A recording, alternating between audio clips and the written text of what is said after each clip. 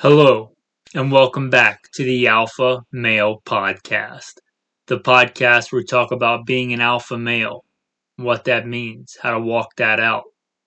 Roll into the bio. If you want to skip, you can generally skip to around 4 minutes, and that should get you pretty close to the body of the topic. Hello, and welcome back to Gunfighter Life, my fellow gunfighters, professional gunfighters, semi-pro gunfighters, aspiring gunfighters. Hope that all is well in your life. As always, I am your host, Michael Melito. First and foremost, I am a Christian. This podcast comes at gunfighting the right way from a Judeo-Christian worldview and values. If you don't like it, you can either deal with it or turn it off and listen to something else. But you would miss out on today's episode. I've been thinking on this episode for a while, and it's kind of gone through a metamorphosis in my head, but I think the final title is going to be something like Balancing Skill and Stuff. Because you see, I think both are important, and you can get really skewed one way or another. You could be the guy that wants the next, latest, greatest, super fancy VR with all the bells and whistles and thermo sights and a red dot with a magnifier and a red laser and a green laser and an IR laser and multi-position collapsible rotating bipod. It never goes out and shoots it, never gets any formal training, never goes to any competitions. First and foremost, I am a Christian. Or you can be the guy with a single shot, first and foremost in my life, the greatest of all the commandments. Rifled muzzleloader that thinks he can stand toe-to-toe with anybody with an AR. You can get skewed on one side of that balance or the other. Today's episode will be, where is that balance? I don't apologize for that. Before we get into the actual episode, though, don't forget to like, subscribe, comment, leave a review of the podcast if you... A little bit about my background. In addition to that, feel free to share this with somebody you think would find it beneficial. I've been to war. If you want to find out more, you can go to goodshepherdtraining.com. Instead of plugging all the different stuff, go to goodshepherdtraining.com. You can get a hold of me on there. 17, you can check out more visual stuff on there, pictures. I also serve contact page. I work different things as a police officer in LAPD. With that, guys, get into a little bit of the bio. If you want to skip it, you can generally skip to around 4.5 minutes in. That should bring you, if not into, pretty close to the main body. I made it through some nasty places and times overseas and some dangerous streets in the States. Not because I'm better than any of the men that didn't, but because God chose to have mercy and grace on me. To God be the glory. Also served as a private contractor for the U.S. government. See, for an agency I won't specify. By God's grace, He got me through all that. In addition to that, I started competition shooting even before I joined the Marine Corps at 17. I've been blessed to win more shooting competitions than I can remember, both rifle and pistol. Mostly pistol are most of my competition and championship wins. But I have also competed in, muzzle loader, archery, shotgun, knife throwing, hatchet throwing. I've been very blessed with those talents, and I try and use them and multiply them. I've done quite a bit of hunting and outdoor, I guess we'd say, survival type activities, hunting and fishing all over this beautiful country. I have been a professional hunter and guide. Not many people today can see they've been a professional exotic and big game hunter of things like bison and exotic animals, but I have been one, and I'm very blessed for that. I've also gone out into the wilderness, by God's grace, with a Bible and a shotgun, and not just survived, but thrived. Also a professional firearms instructor. For the United States Marine Corps, I was an urban warfare and desert warfare instructor under a Mojave Viper. I'm also a FBI certified firearms instructor and have been for a lot of years. I'm certified by some other 3-letter government agency, NRA certified instructor, and I have taught at one of the big name firearms shooting academies in the country. So I've been very blessed to win many competitions and be a shooting instructor for military, law enforcement, and civilians. I have served as a commander of a tactical team to stop active shooters in a fairly large metropolitan area. Blessed be the Lord my rock, who trains my hands for war and my fingers for battle. If you ask what I am, I'd say first and foremost I'm a servant of God, chosen by Him, a follower of Jesus Christ, a teacher, a preacher, and a fisher of men. With that, let's get into today's topic, men. Living a life without fear. You see, many times in the Bible, I've heard it said 365 times in the Bible, one for every day of the year, and I haven't gone back and counted that one for one to verify it. But many, many times throughout the Bible, Old Testament and New Testament, it says, do not fear, do not be afraid. Oftentimes, when Jesus appears or when an angel appears, they say, do not be afraid. In fact, the only thing we're supposed to fear is God and God alone. But why then, men, do we spend much of our lives fearing such lesser things?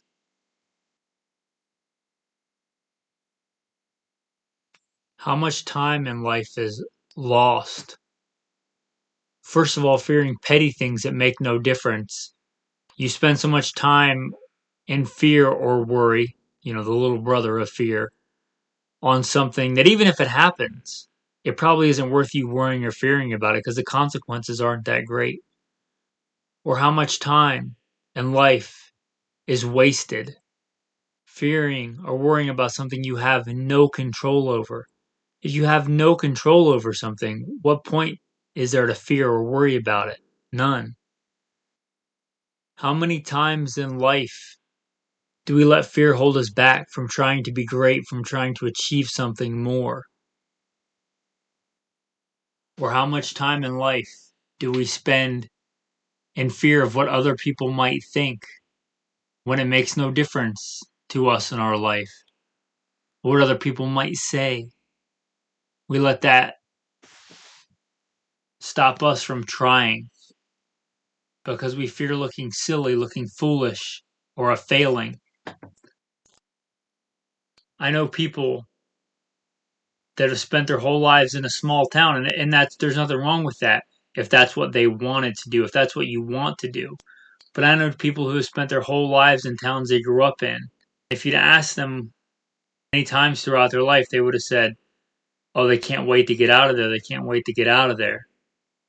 But they just keep going in circles in those towns because they're afraid of stepping out in faith, stepping out on their own. You see, there's an inverse relationship, opposite ends of the spectrum, between faith and fear. It is written, without faith, it is impossible. It is impossible to please God. Do you trust God? Do you trust that He'll take care of you, take care of all your needs? If you do, then what is there to fear except for God? Because is not God stronger than anything in creation? Did not God make the heavens and the earth, set the stars in the sky, and the borders of the sea? Is not everything under God's control? If you believe that, and if you believe that He is with you and trusts in you, what is there to fear? Joshua, the first chapter. No man shall be able to stand before you all the days of your life. As I was with Moses, so I will be with you. I will not leave you nor forsake you. Be strong and of good courage. For to this people you shall divide inheritance, the land which I swore to their fathers to give them. Only be strong and very courageous, that you may observe to do according to all the law which Moses, my servant, commanded you. Do not turn from it to the right hand or to the left, that you may prosper wherever you go. This book of the law shall not depart from your mouth, but you shall meditate in it day and night, that you may observe to do according to all that is written in it. For then I will make your way prosperous, and then you will have good success. Have I not commanded you to be strong and of good courage? Do not be afraid or be dismayed, for the Lord your God is with you wherever you go. If the Lord your God is with you wherever you go, what is there to fear? Also, it is written in Deuteronomy, you shall not be afraid in any man's presence. It sounds simple because it is. If God says He'll take care of you and you trust Him, why are you afraid? As you heard from my background, you might have surmised I like guns, and I own quite a few. And I have friends that own a lot of guns. Don't consider myself a collector. I have friends that own really nice guns, and they keep them locked up in a safe. not because of kids or not because of any safety issue, because they're worried they might get stolen. And I don't think they would consider themselves a collector, but they have them in this safe like some kind of false talisman that will protect them, but they keep it in there locked away where they can't get to it because they're worried about somebody taking it. What good is it in life to amass all this stuff if you're afraid all the time that you're going to lose it? Is it not taking more from you than it's giving you if you're always worried about losing it? I'm not saying you shouldn't protect your stuff. I'm not saying that you shouldn't be safe. I'm saying don't be so afraid of losing something that you're not living. Don't be so afraid to take a chance that you spend your life in mediocrity. This is not the mediocre male podcast. This is the alpha male podcast. A quote from Theodore Roosevelt: "Life is a great adventure. The worst of all fears is the fear of living." I've taken chances and I've had stuff not work out. But God's never left me destitute. I've never starved to death. By the grace of God, I've never even had to collect unemployment. I've taken out of ventures that didn't work. I left a very good, high paying corporate job to go out and be a professional hunter and guide. And it didn't work out because I'm not going to say anything bad about the man that I work for, but I'll just say a fact that he wasn't paying me what we agreed upon, and in the end, not paying me at all. Didn't take him to court, didn't sue him or anything, just packed up my stuff and left. I didn't know how, I didn't know where, I didn't know why, but I knew that God would take care of me, take care of my wife, and you know what? He did. I've been persecuted out of jobs before for doing the right thing, where if I had done the wrong thing, which was easier, would have kept a job. You know what? So what? The one thing to fear is God. I fear God more than I need that job. I'm not afraid of losing a job. My God will take care of me, and He has.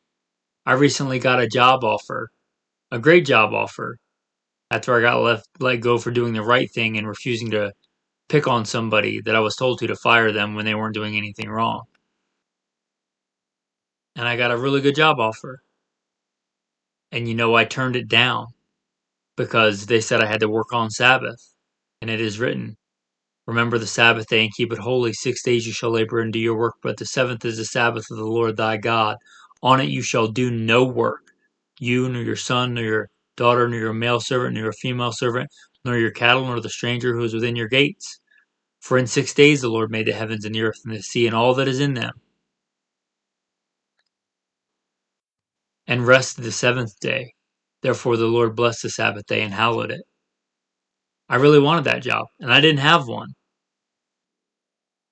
But I didn't want it so bad that I was going to disobey a commandment from God to get it.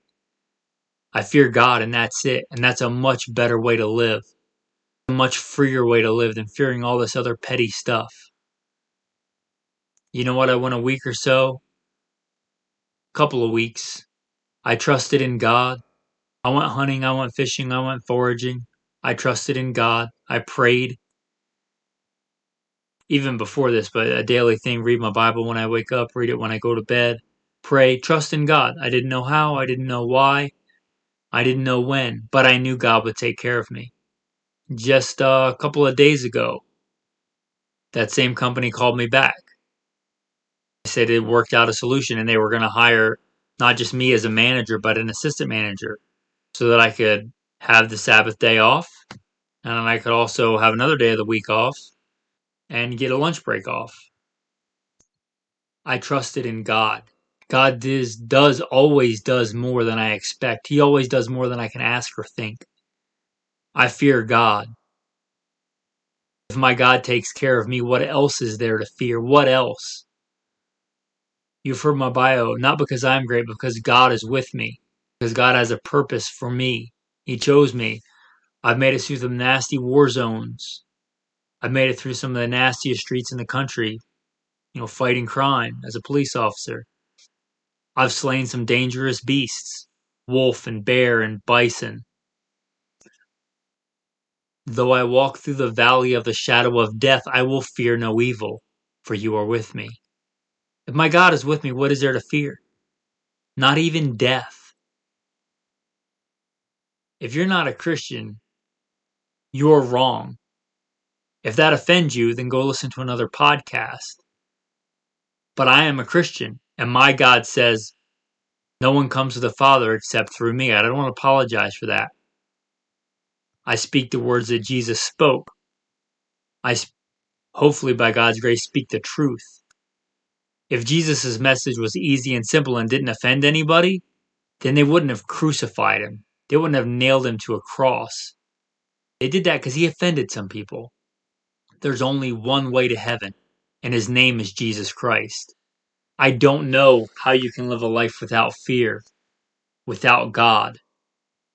There is one God and one mediator between God and man, Jesus Christ. Those are scriptural. You can look those up. Be anxious for nothing, but in everything, with prayer and supplication, with thanksgiving, let your requests be made known to God, and the peace of God, which surpasses all understanding, will guard your hearts and minds in Christ Jesus. And why not fear? Why not worry? Because Jesus says not to. I don't argue with him. I trust his words to be infallible and 100% true. He says, therefore I tell you, do not worry about your life, what you will eat or drink, or about your body, what you will wear. Is not life more than food and the body more than clothes? Look at the birds of the air. They do not sow nor reap nor store away in barns. Yet your heavenly Father feeds them. Are you not much more valuable than they? Can any of you, by worrying, add a single hour to your life? And why do you worry about clothes? See how the flowers of the field grow. They do not labor or spin. Yet I tell you that not even Solomon in all his splendor was dressed like one of these. If that is how God clothes the grass of the field, which is here today and tomorrow is thrown into the fire, how will he not much more clothe you, you of little faith? So do not worry, saying, what shall we eat? Or what shall we drink? Or what shall we wear? For the pagans run after these things, and your heavenly Father knows that you need them. But seek first his kingdom and his righteousness, and all these things will be given to you as well. Therefore, do not worry about tomorrow, for tomorrow will worry about itself.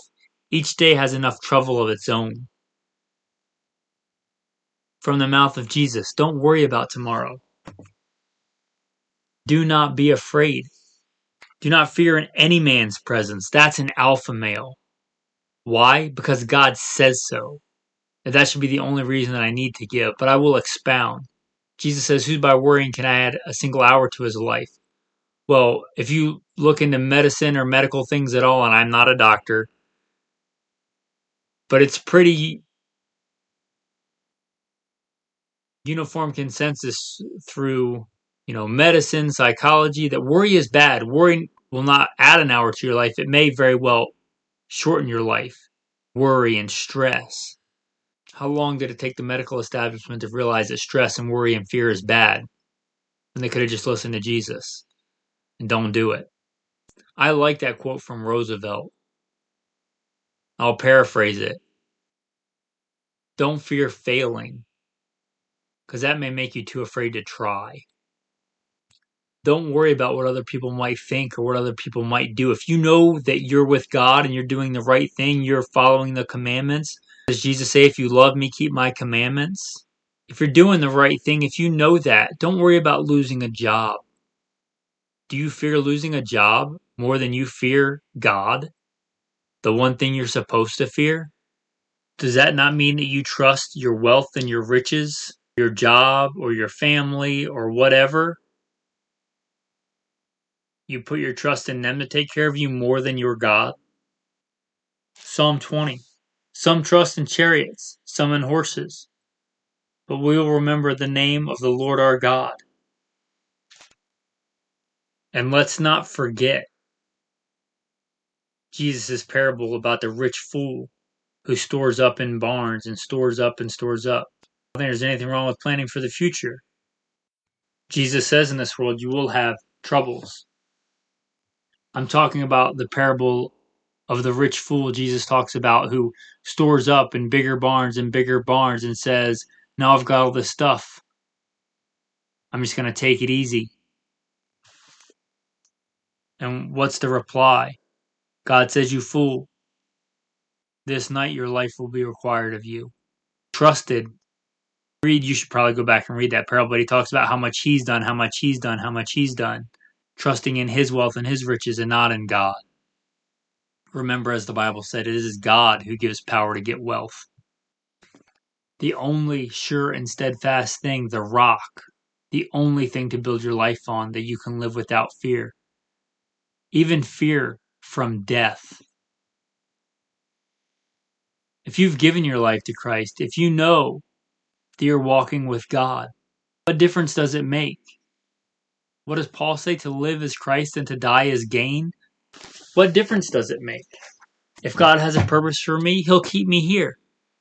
If he wants to take me tomorrow, or tonight, or a second from now, so be it. I don't need to fear. I trust God. My life is in his hands. I gave my life to him. He can take me home at any time. I am a stranger and a pilgrim on the earth. While I'm here, I hope to do good and be a good servant and walk with God. Whether I take another step or another million steps, what difference does it make? I shall not fear. If you're not familiar with Psalms 91, like I said, by God's grace, I read the Bible in the morning. One of the Psalms that I generally read every day. Psalm 91, a psalm of protection, a psalm to give you courage. He who dwells in the secret place of the Most High shall abide under the shadow of the Almighty. I will say to the Lord, he is my refuge and my fortress, my God in whom I will trust. Surely he shall deliver me from the snare of the fowler and from the perilous pestilence. He shall cover me with his feathers, and under his wings shall I take refuge. His truth shall be my shield and buckler. I shall not be afraid of the terror by night, nor the arrow that flies by day, nor the pestilence that walks in darkness, nor the destruction that lays waste at noonday. 1,000 may fall at my side, 10,000 at my right hand, but it shall not come near me. Only with my eyes shall I look and see the reward of the wicked. Because I have made the Lord, who is my refuge, even the Most High, my dwelling place. No evil shall befall me, nor shall any plague come near my dwelling. For you shall give your angels charge over me to keep me in all my ways. In their hands they shall bear me up, lest I dash my foot against a stone. I shall tread upon the lion and the cobra. The young lion and the serpent I shall trample underfoot, because I set my love upon him. Therefore you will deliver me. You will set me on high, because I have known your name. I call upon you, and you answer me. You be with me in trouble. You deliver me and honor me. With long life you satisfy me and show me your salvation. No, I'm not perfect and you're not perfect. Only one man has ever been perfect, Jesus Christ. Only one man has ever completely subdued fear. It should be a goal in your life as an alpha male, as a follower of God, because he says so. So many times in the Bible, do not be afraid. Like an alpha male. Pray, trust in God, beat that fear into submission. Fearful thoughts may fly over from the evil one from time to time, but don't let them nest there. Have dominion. You're made in the image of God. Rule over them, subdue them. Be an alpha male and live a life free from fear. I can't help but brag on how good God is to me and how much he takes care of me and provides for me. But here's the thing. God loves you as much as he loves me. His love is infinite. He loves 100% all the time. His love is perfect. While I was yet without strength, in due time, Christ died for the ungodly. He loves you as much as he loves me. You can also, by God's grace, by his calling, break the yoke of fear. So many men are living their life in fear when so many, especially in the last year and a half or so, and so many people are afraid. Stand up, be an alpha, walk with God, and refuse to be beaten to fear and submission. Be an alpha male. Thanks, and have a blessed day. I think that's a good place to conclude that, guys. Men, I appreciate you listening. Don't forget to like, subscribe, comment, leave a review of the podcast. If you like this podcast, I know there was a lot of, scriptural quotes in here.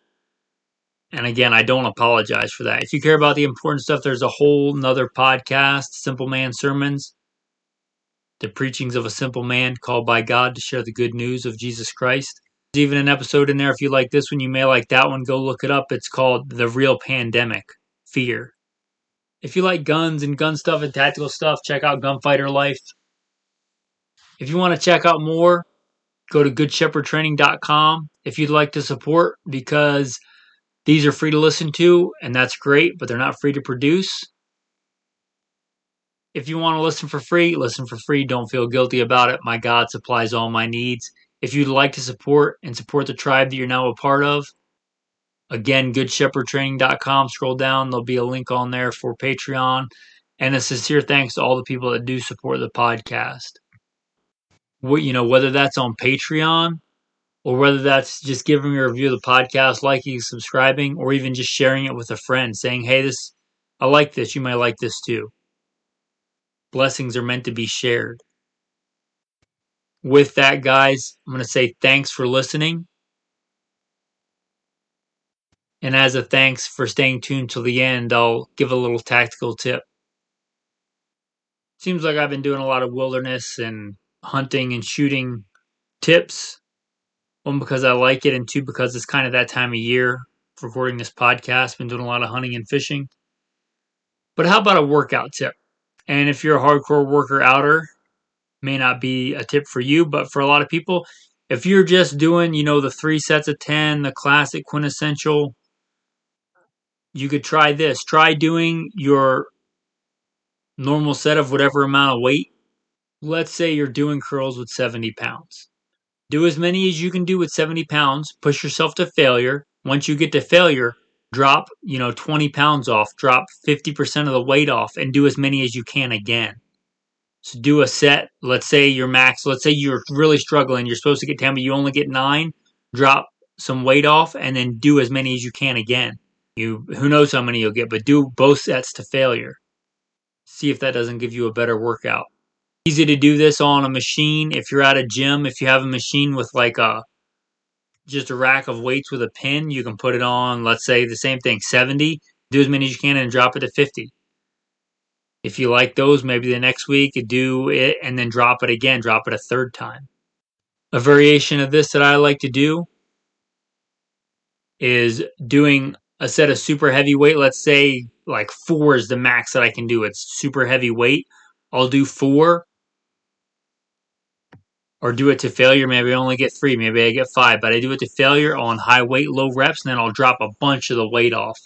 And I'll do it, talking like right after, just drop the weight and pick it back up with a lighter weight and do maybe 10, 15, 20. Give that a shot and see if you like it. All right, with that, guys, thanks and have a blessed day.